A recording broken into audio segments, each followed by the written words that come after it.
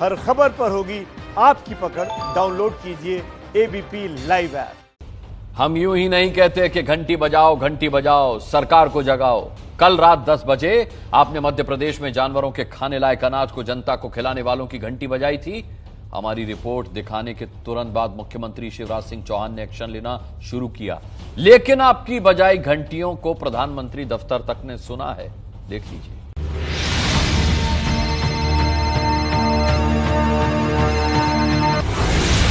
हम खबर को दिखाकर भूल नहीं जाते, हम खबर को कभी बीच में नहीं छोड़ते। हर खबर का अंजाम तक पीछा करता है घंटी बजाओ। सरकारी गोदाम और राइस मिल से भेड़, बकरी, घोड़े को खिलाने लायक चावल जनता का पेट भरने के लिए भेजा जा रहा था।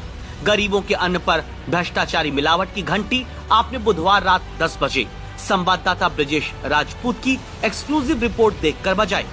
गूंज मध्य प्रदेश के मुख्यमंत्री कार्यालय से लेकर देश की राजधानी दिल्ली में प्रधानमंत्री कार्यालय तक उठी। घंटी बजाओ शो में सबसे पहले ये खबर चलने के बाद प्रधानमंत्री कार्यालय ने इस पूरे मामले में मध्य प्रदेश की सरकार से रिपोर्ट मांगी। समय दिया गया आज दोपहर 12 बजे तक का। तय समय पर मध्य प्रदेश सरकार ने रिपोर्ट भेज दी है और पीएमओ को बताया है कि किस तरह कार्रवाई के नाम पर घंटी बजाई गई है। भ्रष्टाचार किसी भी कीमत पर बर्दाश्त नहीं कर सकता। यह है कि उजागर होना चाहिए। किसी ने किया तो उसके खिलाफ कार्रवाई होगी और आगे से इस तरह की संभावना निर्मूल करनी चाहिए, किसी भी हालत में ना हो।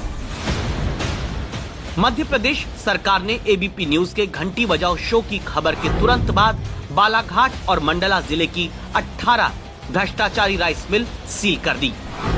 अब आर्थिक अपराध विंग को जांच सौंप दी गई है।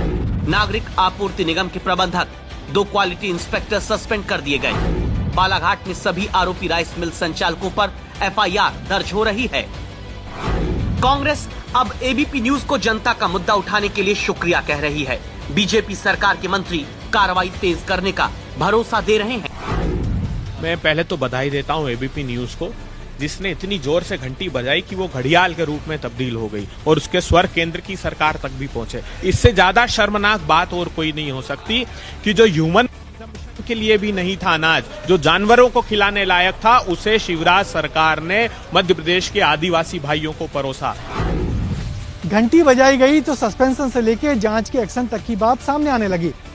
मगर ये बात आप भी जानिए कि कुछ लोग गरीबों को घटिया चावल बेचने का खेल क्यों खेल पाते हैं, जो चावल जानवरों के खाने लायक भी नहीं होता।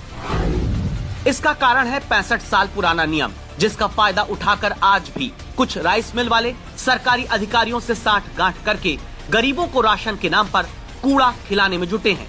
कैसे, ये समझिए।